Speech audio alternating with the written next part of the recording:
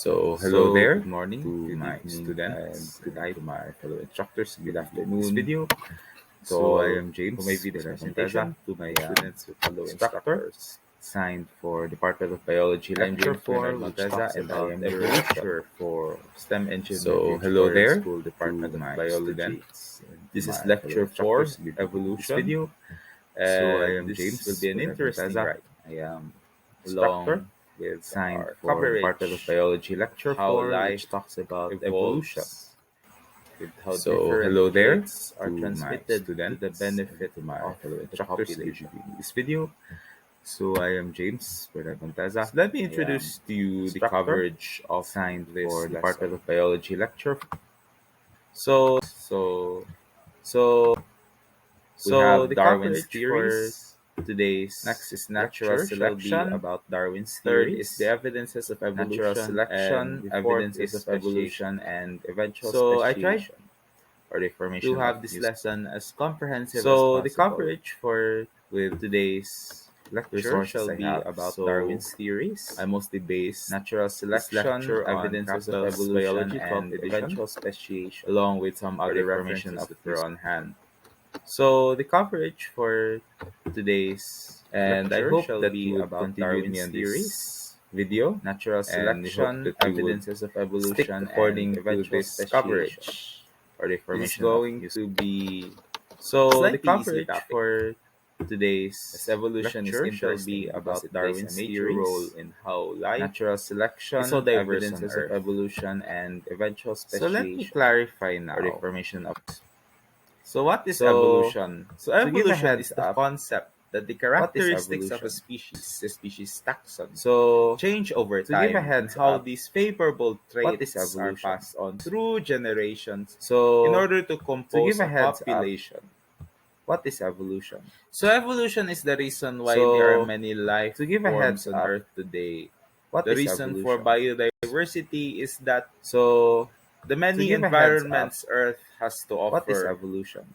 has been inhabited by life So, forms to that give a have heads up, evolved, what starting is from evolution? individuals that have particular traits So, that benefit to give a heads up, their what survival, is evolution? eventually pass on, and those who So, don't have their to traits give a eventually heads die up, out. what is So evolution? by accommodating this So, to give a adaptations heads up, across multiple what is evolution? generations, the survival of the fittest So, eventually to becomes give a an heads entire up, part of the population, and what that is it evolution? moves along. When the environment So, changes, to give a then heads up, individuals with favorable what is traits again evolution? mate, pass on to the next generation, and So, the to population give a heads evolves up, that those who don't have that what trait is eventually die evolution? out. So it's So, somewhat of a circle to of give a life. heads up, And this is what is how evolution? evolution is important in the continuity of So, living to things. give a heads up, what is So let me introduce you to the man who began it all. Charles Darwin. So Charles Darwin is a British naturalist and geologist that was very interested on how species were originated, how species began, how they were grouped. So he brought in the field of evolutionary biology by publishing The Origin of Species and noting the concept of natural selection. So natural selection is will be discussed later, and the evolution of population. So this was addressed in his work. So how did he get the data to begin with to formulate his theories, his thoughts, his ideas? So let's go to Darwin's voyage. So Darwin went on an expedition on a ship called the Beagle and around the world collecting specimens of various living organisms and fossils also. So one of the highlights of his voyage was in South America, where he discovered the relatedness of species in adapting to their environment. So one of the highlights when you think of Darwin, origin of species, we often are directed towards the term Galapagos. So the Galapagos are an archipelago located in the west end of Ecuador. So actually you can visit it now, but the biodiversity there during the time of Darwin actually differed from island to island. He wondered why there were so many different life forms that were different for every island. And how could these characteristics be descended when they are all related and yet they have differences? So that is what Darwin tried to explain.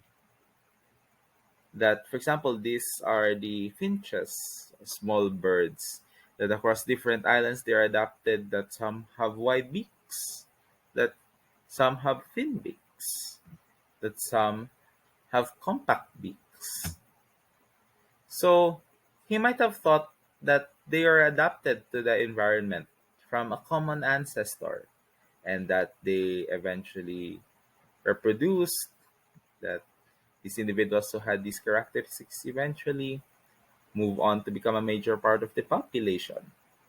So adaptation to the environment and formation of new species are linked to each other by descent from a common ancestor. So all life began from a common ancestor. And species are descended also from common ancestors, that those individuals from that species who had unique characteristics eventually mated within the same species, and these characteristics became passed on, and if these characteristics fit to the ecosystem, and so they would flourish. So back to the finches. So the finches were related to a common ancestor. They are all common. They are all birds. They are all finches. They all evolved from a certain specific body form. They are morphologically related. However, each of the finches he observed was adapted to a specific purpose with a specific diet and a different beak shape. So a finch, this is the cactus finch, so it was adapted to pick up cactus from an island. In another island, there's also a fruit-eating finch. In another island, there's a seed-eating finch. And these finches are so different. So why? So why are they different? So this is explained by Darwin's idea of descent with modification. So evolution explains why species are similar, that is, most organisms are descended from a common ancestor, while populations with favorable traits pass down these traits to the next generation and accumulate these differences as modifications. So for example, I grabbed this with fair use from Capital Biology 12th edition for teaching purposes. So what causes the similarities and differences? So example, for a mantis ancestor. And over time, there were individuals who had these traits and that they were placed in ecosystems. So when there were a lot of flowers, in places where there are a lot of flowers, individuals who had flower-like appearances or flower-like forms eventually mated, and those who did not have flower-like forms eventually died out from that certain type of population. In another population, located in possibly the forest floor, mantises with brown twig-like structures or twig-like body forms eventually became advantageous, while in other places, mantises with these characteristics just died out. So as these descendants of these individuals eventually compose the majority of the population, they're considered to be evolved or descend, or in Darwin's words, his term for evolution was descent with modification. It is a clear way to explain how species adapt to the environment, and eventually, as we move on to this new lesson, this will eventually give way to new species. So Darwin's ideas on how adaptation flourish is based on the concept that we call now natural selection, where individuals with favorable traits reproduce and survive than other individuals. So this is highlighted, as I mentioned earlier, in Darwin's book on the origin of species. So let's go with a classic example of natural selection. So Biston betullaria is a type of moth. However, this has two varieties. So the Typica moth and the Carbonaria moth.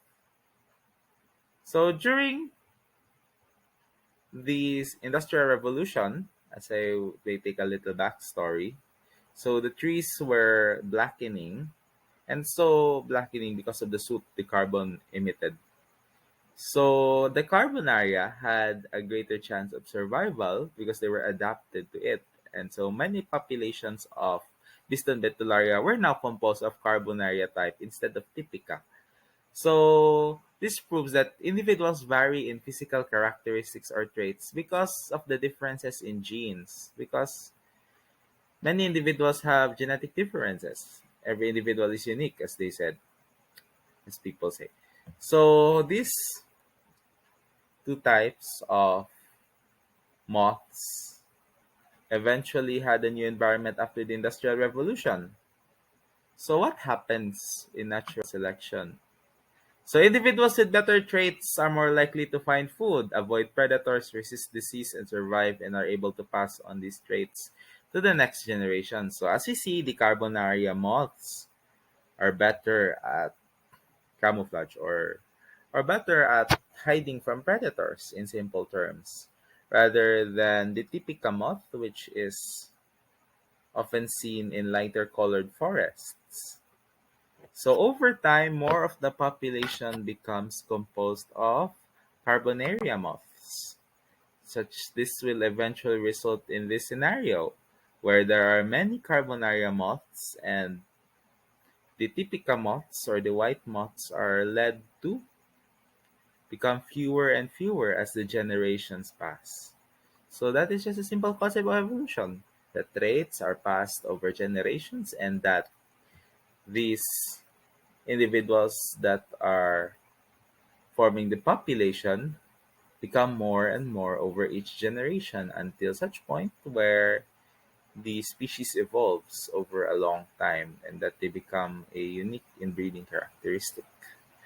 So let's go. So if an environment changes or if an individuals move to a new environment, natural selection may result in adaptation to these new conditions, which sometimes giving rise to new species. So for example, these two moths are related to each other before, but then one went into a dry, arid area, and then the other section of the forest was still forested and grew with foliage or with flowers with greenery. So, of course, individuals in the deserted area or in the desert or in arid places with the light brown coloration are more likely to survive rather than maintaining their color. And of course, in the forest, a brown moth would be easy to spot amongst the greenery. So it depends on the individuals and their descendants which have favorable traits to compose of the population. So let's clarify misconceptions. Individuals do not evolve, but populations do, because many of us think that during a lifetime, an individual can simply adapt and we can call it evolution. So it is simple adaptation. Populations are the ones that evolve, that those with unfavorable traits die out, and individuals which have these beneficial traits eventually compose more and more of the population. So it's just a matter of population composition and not that much of the continuity of the specific lines of organisms. So populations evolve because they eventually, after generations and generations of individuals with favorable traits, they eventually evolve and develop new characteristics. So another misconception is that if all individuals are genetically identical, then evolution can still occur. That is not the case. It is because natural selection can amplify or diminish only those traits that differ. So, for example, if this environment suddenly turned white, or it's already white, but there are black ants. Assume if the population is only filled with black ants, there's not this white ant population here. Would there be evolution occurring? Probably not. But if there are traits, if there are white ant individuals who are living in this environment, as I have put here, then these ants would eventually flourish. And those that do not, those individuals who don't have the white ant trait will eventually die out from the environment. So even if a trait is heritable, even if all the individuals in the population are genetically identical, evolution by natural selection cannot occur. It can only occur if there is a genetic variation or genetic difference. And third is environmental factors vary from place to place and over time. So a trait that is favorable in one place may be useless or detrimental in other places. So for example, if the buoyancy of feathers, or if the certain body form of an organism is adapted to shallow lakes, of course it is not applicable into the ocean. They have to adapt also there and pass on their traits to the next generations. Natural selection is always operating, but which traits are favored depends on the context. So this contextualization results in the various types of natural selection that we will discuss. So these are the types of natural selection. So how does the trait change? It depends on the environment which the population is selected for or selected against. So we have directional selection, stabilizing selection, and disruptive selection.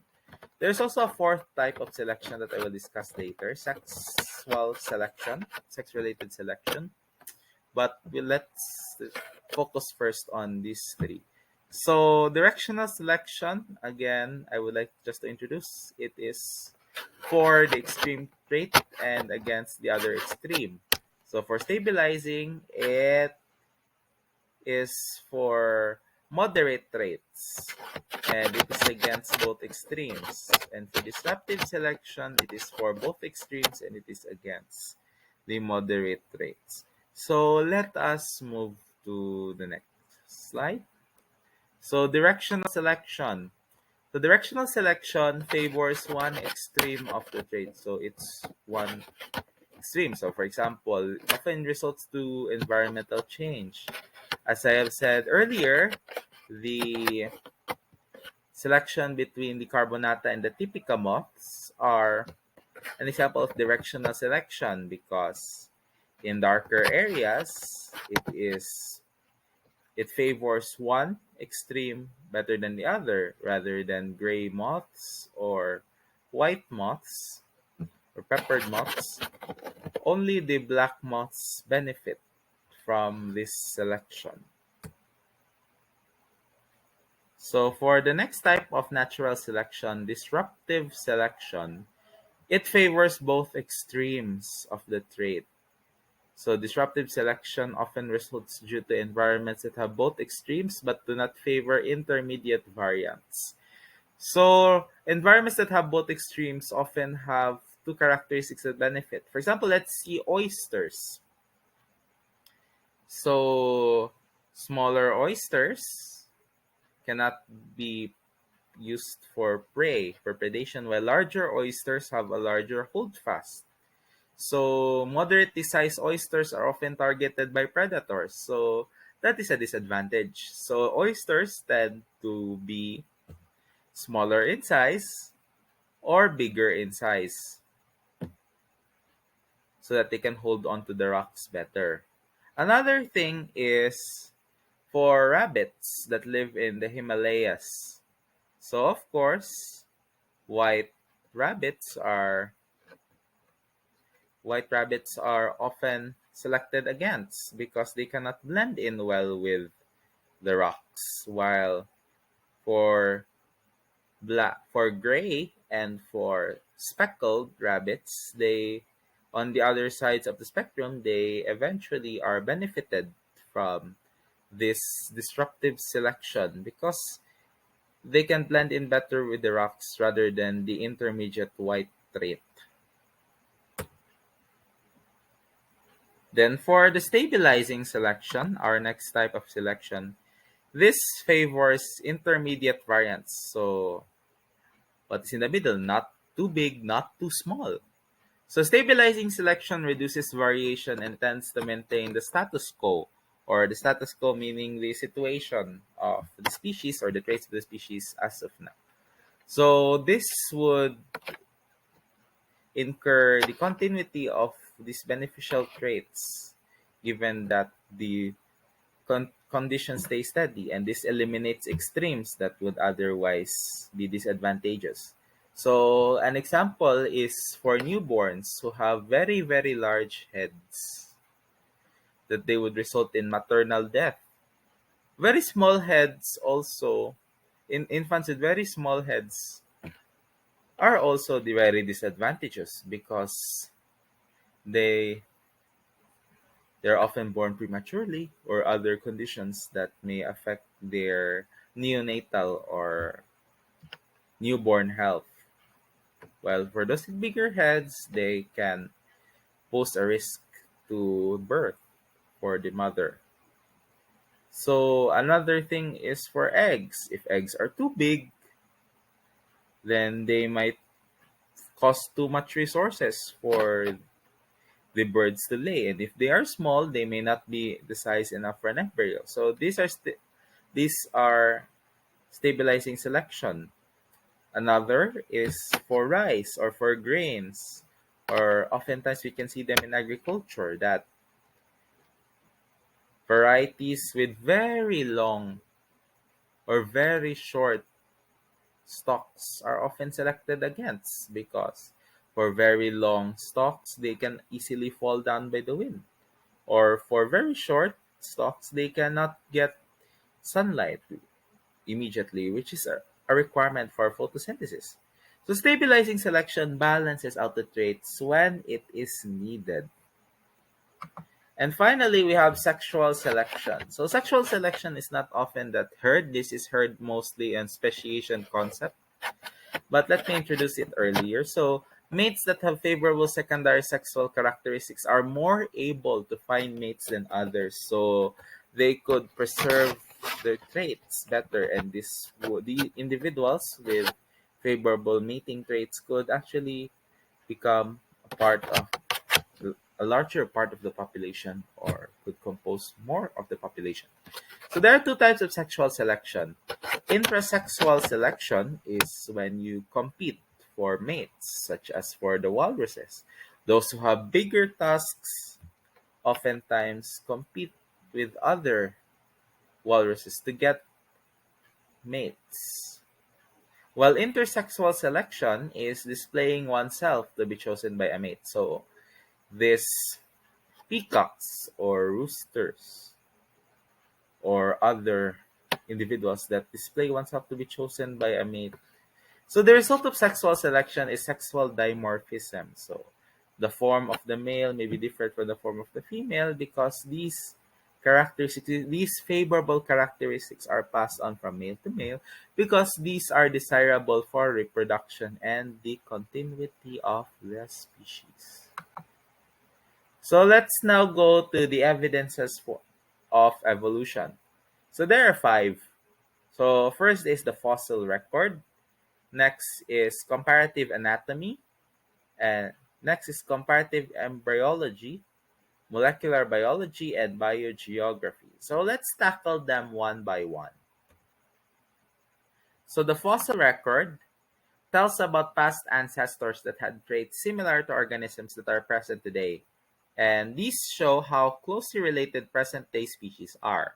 So for example, we have the ancestors of the present day horse, that first they had hooves to run and they adapted to plant-based diet, and then from the forests they were adapted into grassland life. So these traits accumulated from the ancestors of the horses. They were descended with modification. So the population of ancestral horses eventually evolved into the horses that we have today. This can also show how closely related present-day species are, because the fossil record allows us to track past ancestors.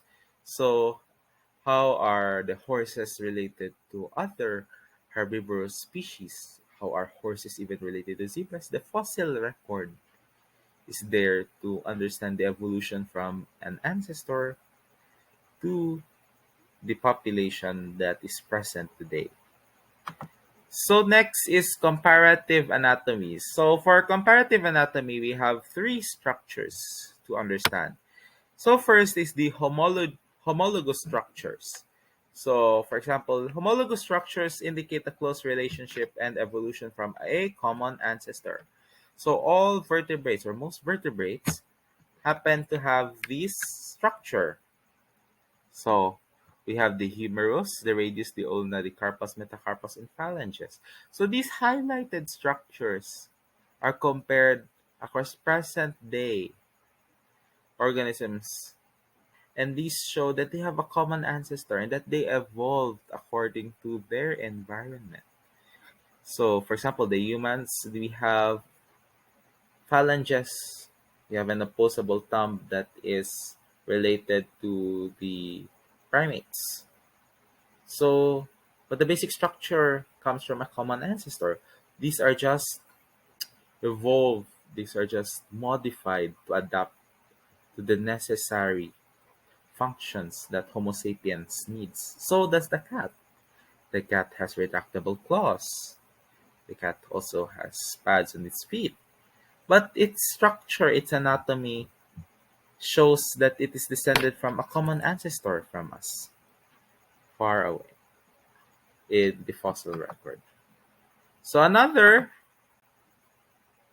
structure to be discussed in comparative anatomy is the analogous structures. So analogous structures indicate a similar environmental condition, not similar ancestry, but similar environmental pressure that resulted into evolution. So for example, butterflies, gliders, bats, they had analogous structures because the threat of predators from land eventually made them take on the ability to fly, or for gliders, semi-flight. So it indicates that similar conditions resulted in their similar ways of evolution. So that is the importance of analogous structures. So once again, let me differentiate homologous structures and analogous structures. Homologous structures are the same across multiple taxons. They indicate a close relationship and evolution from a common ancestor, while analogous structures indicate a similar environmental condition, and they are different. Their structures are different across species. Finally, for comparative anatomy, we have the vestigial structures. So vestigial structures are used by ancestors but are commonly found in related species nowadays, but they have little or no use in present day organisms that have them. So, for example, the appendix, although the appendix is a much debated topic because some of which harbor the appendix allegedly harbors intestinal bacteria, but there are some further studies to confirm that. But the appendix originally was found in herbivorous animals, such as ruminants, which still have a functioning appendix today. It shows that we are related to them from a common ancestor.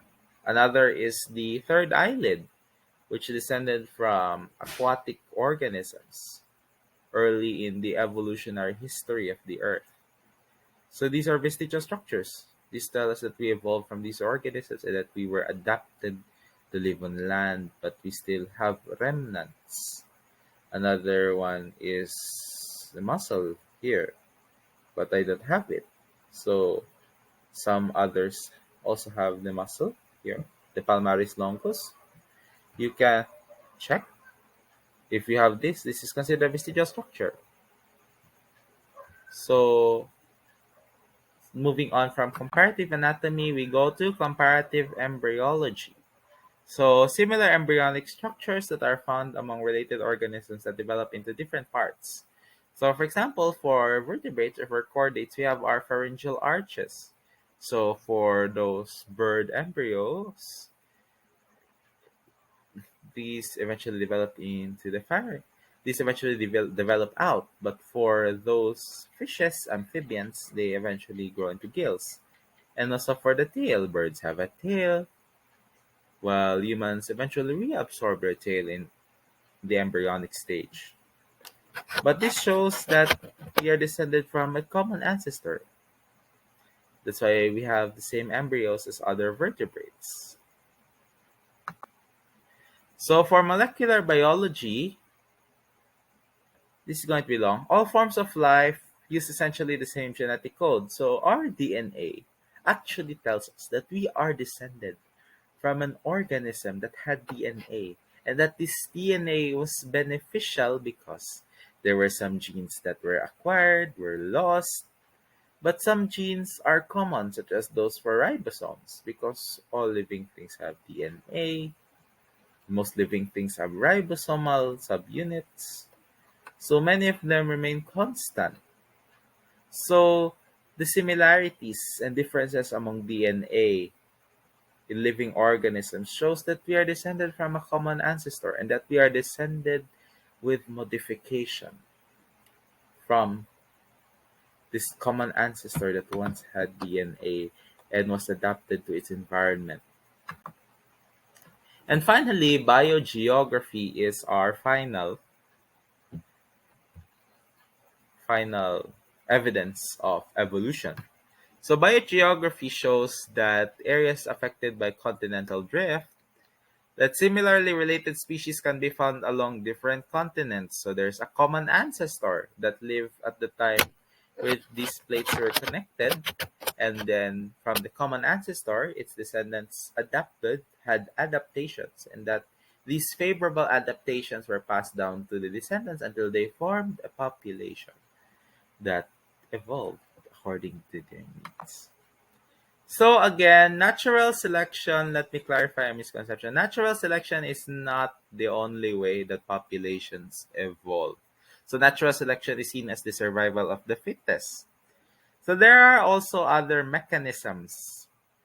So genetic drift is by chance that a certain individual may have this certain trait, while gene flow is the interbreeding of individuals within different populations of the same species. And this affects how new traits are brought into the population, how new traits eventually bring into the population and become beneficial in order to evolve. So let us focus on gene flow because this concept will be important to us in the nature of speciation or the formation of new species. So the exchange of genetic material with interbreeding individuals in a population is called gene flow. So the largest unit that gene flow can occur is called species, which is the largest group that can interbreed and have viable offspring. Because when you interbreed other species, there are offspring, but they may be sterile, viable, or have reproductive barriers. So what can happen if gene flow between two populations of the same species stop because of a barrier, or because they cannot simply interbreed because for some reason? We will tackle about those reasons later. So let us get back to that question later. So let us define what is the biological species concept. So species as a taxon is a group of organisms that interbreed successfully and produce offspring that are fertile. So that is called the biological species concept. There are other species concepts. The morphological species concept, which shows that the species is based on certain similar morphological characteristics, or the ecological species concept, in which a species shares pertains a specific niche in a specific population. But let's focus on the biological species concept because this is related to Darwin's idea of evolution.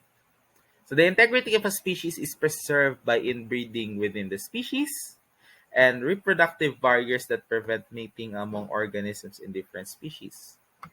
So, humans, Homo sapiens, even though we have different characteristics, have different kinds, humans are distinct species because we can still interbreed among ourselves. But humans cannot interbreed with other species such as an orangutan, as I shown in the slide, or we cannot interbreed with chimpanzees because we are not closely related enough to interbreed, and there are some reproductive barriers that prevent us from interbreeding with other species that we have diverged from hundreds of thousands, even millions of years ago. So there are barriers that prevent us from mating with other species and thus limits us to reproduce within our own species.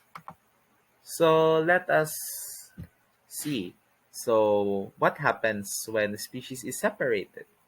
So there is gene flow continuously, and then suddenly a barrier to gene flow is established, and then the population is able to diverge, and new species are formed. So the biological species concept focuses heavily on isolation, and now the gene flow is stopped by a reproductive barrier. So as long as there is gene flow, as long as there is sharing, as long as there is interbreeding, there is a species. But when the populations in a species are separated to the point where they cannot interbreed, then two new species are formed. So, what are these so called reproductive barriers that enable speciation to occur? So, first of all, we have habitat isolation. So, when two populations occupy different habitats and do not encounter each other, so they cannot interbreed, and over time they have unique traits that separate them from another, they cannot be able to interbreed and they will be considered another species. So these barriers, I forgot, are divided into two. So the prezygotic and postzygotic barriers. So the prezygotic barriers occur before fertilization. This prevent fertilization from happening. And postzygotic barriers, there's already a fertilized egg, but there are certain barriers or certain circumstances that prevent it from having viable or reproducible offspring. So, for the prezygotic barriers, we have habitat isolation, I have discussed earlier, temporal isolation, because some species breed at different times of the year, some populations breed at different times of the year, and that they cannot interbreed with another population. There is no gene flow. The gene flow is stopped. So, over time, they can be considered a new species. Behavioral isolation. So, at one point, a population cannot understand the courtship rituals of the species. So, they slowly diverge and become a new species. Mechanical isolation is that morphological differences prevent mating. So this may occur with the process of how mating occurs among species. So are the structures responsible for mating, are the genitalia not capable of mating because of differences in external sex organs. So this is part of mechanical isolation. Well, gametic isolation, sperm cannot fertilize egg because of biochemical actions, because the egg cannot recognize the sperm because it needs specific chemical receptors, or the sperm cannot enter the reproductive tract of the female because it is produced with acid, and then such another sperm from another species is not adapted to fertilize the egg from another species or to pass on the reproductive tract of another species, so no fertilization occurs. Well, what if it will be a breakthrough? There will be hybrids, which are individuals that are the product of two different species. So there will be consequences. So first is reduce hybrid viability. So this is post-zygotic barriers. There's already a hybrid being formed.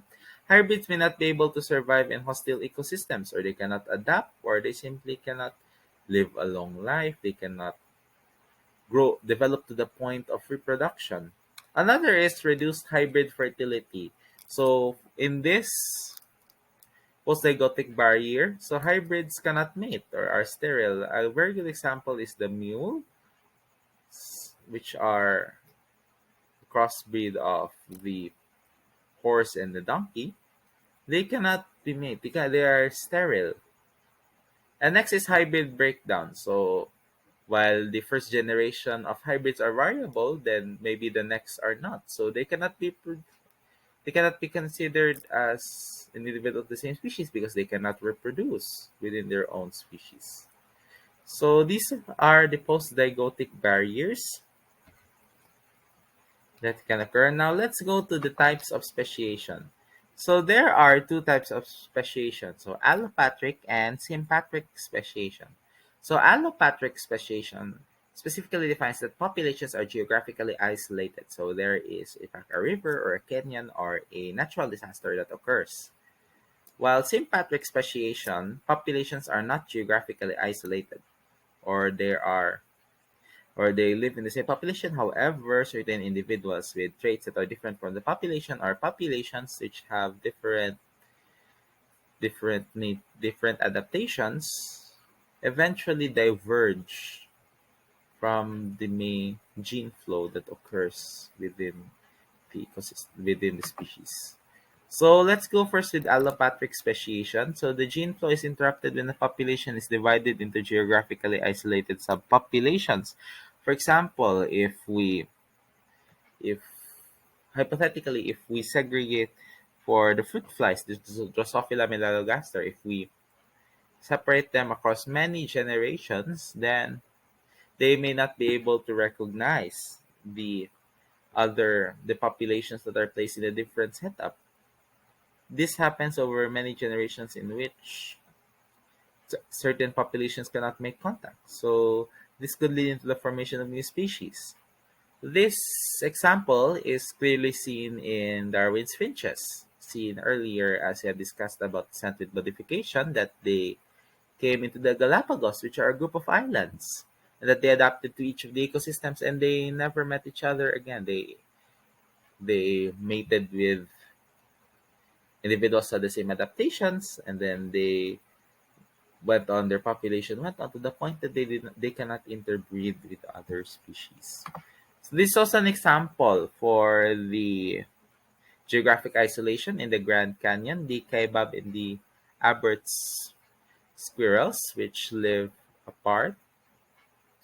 And for a long time, they did not meet together. And so, to the point that they could not mate together and they could not produce viable offspring. So, once geographic isolation is achieved over a long time, the gene flow is interrupted and a new species eventually emerges.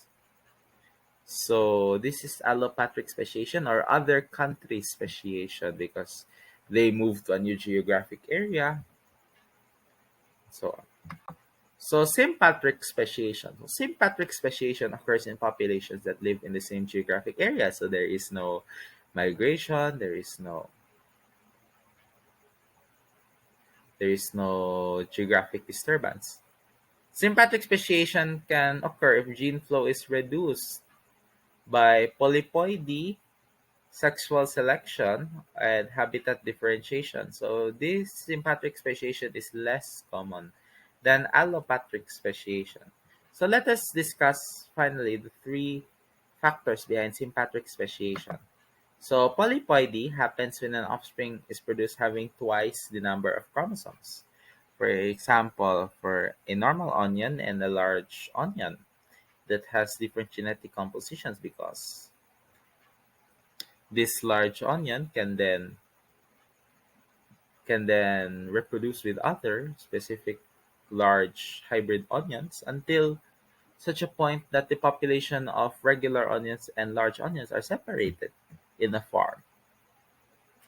Another thing is that polyploidy is responsible for other sterile individuals such as the bananas that we are accustomed to eating, that they eventually evolve into species for other seeded bananas. So this is because of polyploidy that there are bananas in the jungle. There's a population of bananas, and that some bananas are triploid or 4N, So these individuals can lead to new species occurring in the populations that live together in the same geographic area. So next is sexual selection. So sexual selection, as I have noticed earlier, is choosing a mate. However, in other, it can lead to speciation if mating individuals prefer different sex characteristics. So these are fishes. So for example, for normal light and monochromatic orange light, they have different photoreceptors. So they choose their mates based on their characteristics. And eventually, when they do not recognize the individuals from the population, from another population, they cannot interbreed with them because of their mating preferences, then they can be considered as another species. And finally, we have habitat differentiation. So habitat differentiation occurs at the same different sections of the same geographic area that pose conditions for reproductive isolation. So, for example, so there are insects or grasshoppers who love sandy soil and loamy soil but are in the still the same geographic area. They just happen to be in different habitats. So these populations eventually get adapted and go through the process of descent with modification or evolution, in which they're adapted to a certain ecosystem and that they eventually reproduce more and become a population that is adapted to the ecosystem, while another for the loamy soil, for the leafy soil, for soil with heavy organic matter. So they also eventually, although they're in the same area, they eventually develop into different species because they cannot contact, they cannot interbreed, they are isolated. So evolution makes life as diverse as it is. So there are many conditions that lead to evolution, and that evolution involves making the best among organisms that they can be best adapted to their ecosystems that they belong in. So this has been lesson 4 for Darwin's series, Natural Selection, Evidences of Evolution and Speciation. For queries and concerns, you may contact me, the instructor, on Facebook or on my Gmail or my mobile number, or you may contact your Department of Biology advisor. So that's all for this video, and I hope you learned a lot. It's been a long video. It's already 47 minutes, and I hope that you learned something. See you in the assessments. Bye.